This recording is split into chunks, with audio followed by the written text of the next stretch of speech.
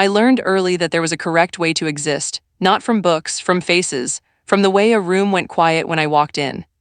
From the way adults leaned toward me and lowered their voice like I was a fragile object they didn't want to drop in front of guests. Act normal. It was said with a smile sometimes, like a joke. But the eyes never joked. I was 6 the first time I understood my body was being watched for mistakes, not the big mistakes, the small ones, how long my hands stayed in the air when I spoke. How my wrist turned when I reached for a cup. How I sat, how I stood, how I laughed, how my voice rose at the end of a sentence. My mother would tap my knee under the table. My father would clear his throat. My aunt would say, sit properly, then softer, like a boy or like a girl, depending on what they needed me to be that day. They wanted me to pick one and stay there. They wanted my existence to make sense to strangers. They didn't say it like cruelty. They said it like survival. People will talk. I didn't even know what people meant yet, but I knew talk. I knew it was a thing that happened when you weren't in the room, and the talk could change how your family breathed. School made it sharper. At home, they corrected me in private. At school, the world corrected me out loud. The first week I tried to be invisible, I wore what they told me. I copied how other kids moved. I practiced in the mirror before leaving the house. Chin down, shoulders back, walk straight, don't swing your arms like that, don't look like that. Don't sound like that. My voice was the worst part, not because it was loud, because it didn't land where people expected. Sometimes it came out soft when they wanted hard. Sometimes it came out bright when they wanted flat. I could hear it the second it left my mouth. Like a wrong note, teachers would pause, kids would turn. Someone would whisper, why do you talk like that? I started answering questions in class without speaking. I would nod, I would write, I would point. When I had to speak, I kept my sentences short. Like I could fit myself into smaller pieces. In the corridor, the staring began, not always obvious. Sometimes it was just eyes that followed me a little too long. Sometimes it was laughter that started behind my shoulder and stopped when I turned around. Sometimes it was the way a group would split like water around a stone and I would be left walking alone through the middle. I can still feel it. The air changing, the space opening, not welcoming. Avoiding, in gym class they separated us, boys on one side, girls on the other. A teacher with a whistle and a clipboard acted like it was simple. I stood in the middle, not moving, my skin hot. My hands shaking like they didn't belong to me. Go there, the teacher said, pointing. I took a step, then stopped. The teacher's face tightened, not angry, worse, embarrassed.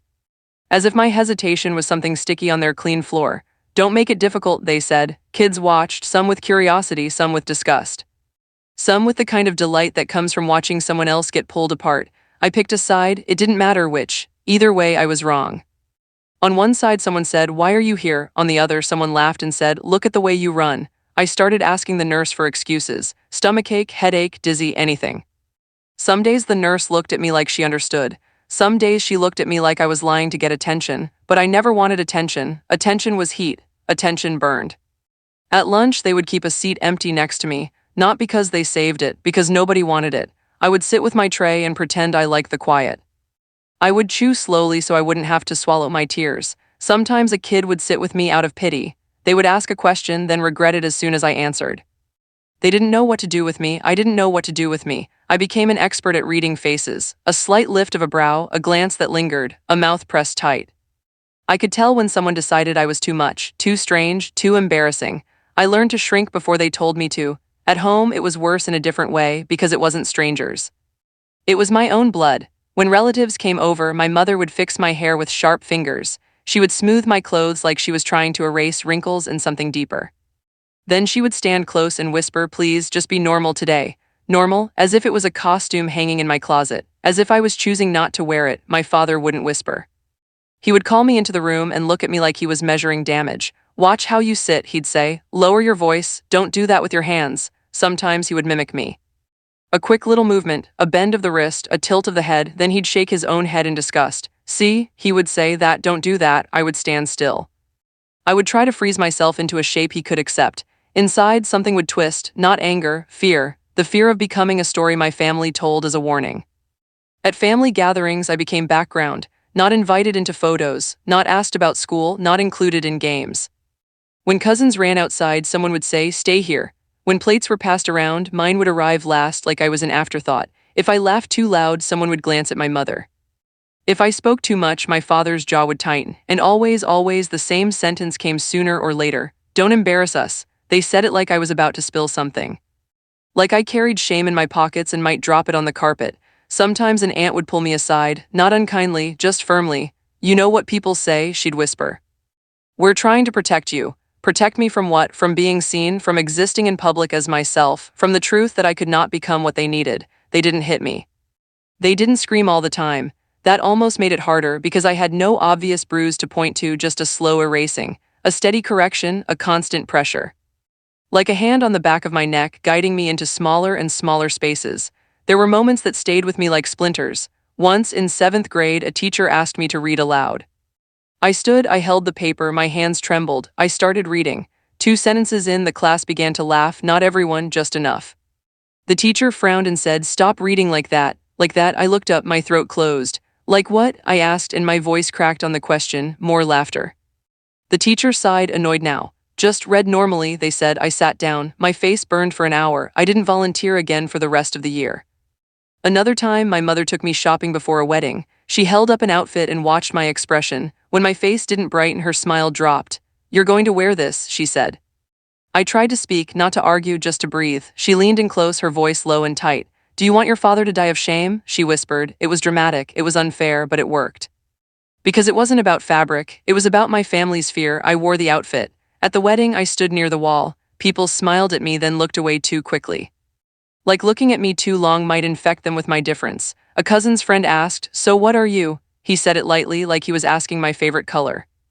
My cousin laughed, uncomfortable. Someone changed the subject. My mother pulled me behind a curtain near the kitchen. Her eyes were sharp with panic. "Don't stand like that," she hissed. "Fix your face, smile, please." Then she said the sentence I still hear sometimes when I close my eyes, "Don't show yourself," as if I was something inappropriate.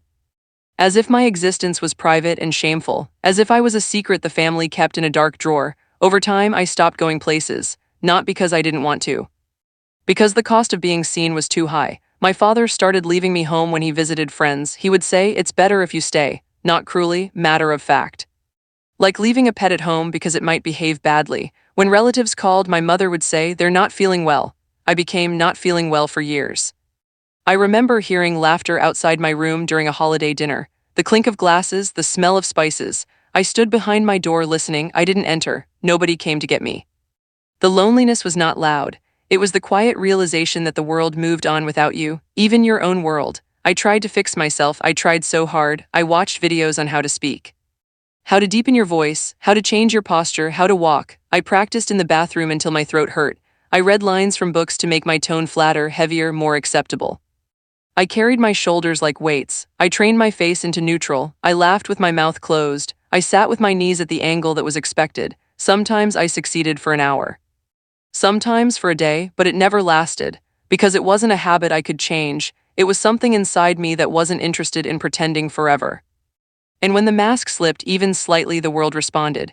A look, a whisper, a correction, a sigh. I started to believe I was a burden, not because anyone said it once. Because they said it 100 times in different ways. The way my mother's face fell when I entered a room full of guests. The way my father's shoulders tightened before introducing me. The way relatives asked about my siblings with pride, then paused when it was my turn. "Oh," they'd say, like they forgot I existed. Then, "And how are you doing?" As if health was the only category they could place me in. In high school, there was a teacher who tried to be kind. She would ask me how I was. She would say my name gently, as if softness could protect me. Once after class, she said, "You don't deserve how they treat you." I couldn't answer, my eyes filled. I looked down, I nodded. Then I walked home and cried in the shower so nobody would hear. Kindness was hard, too, because it made the rest of it look even colder. There were friends, a few. People who didn't ask me to be different, but even with them, I held something back. I didn't trust the world to let me keep anyone. I had learned that affection had conditions. That love could be withdrawn, that belonging could be taken away quietly. My family didn't kick me out in a dramatic scene. No shouting, no slammed doors, it was slower than that.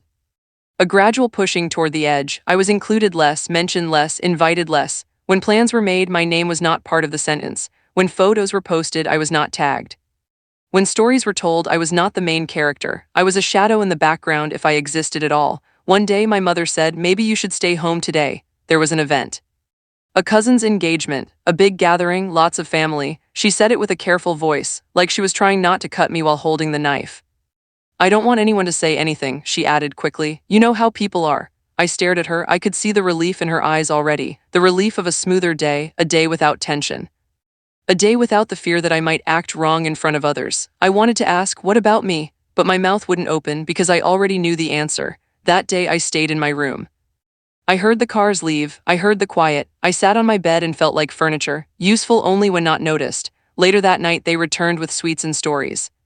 My mother smiled a little too brightly. My father looked tired but calm. Nobody apologized. Nobody said they missed me. They acted like it was normal, like I was normal, only when I was absent. That was when I understood. Not with a dramatic thought, not with a speech, just a simple, sinking truth. They wanted me, but only in private, only as an idea, only if I didn't cause ripples. Only if I didn't exist too loudly. I started to plan my escape in small ways, not a revenge, not a statement, just survival. I saved money in tiny amounts. I found reasons to stay late at school. I applied for programs far away. I learned to ride buses to places where nobody knew my family. In those places, I could breathe a little. Even there, I wasn't free. I could still feel eyes sometimes.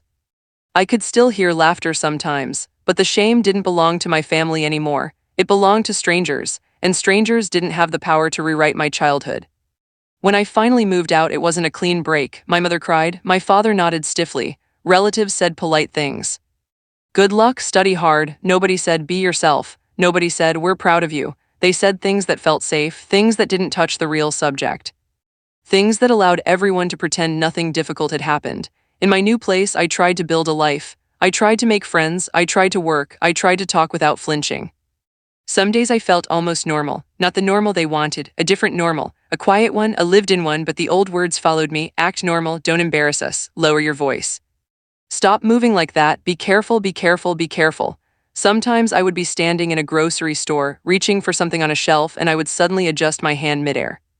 As if my father was watching, as if my mother's panic could appear in the aisle. Sometimes I would laugh, then cut it off. Sometimes I would start to speak, then swallow the sentence whole.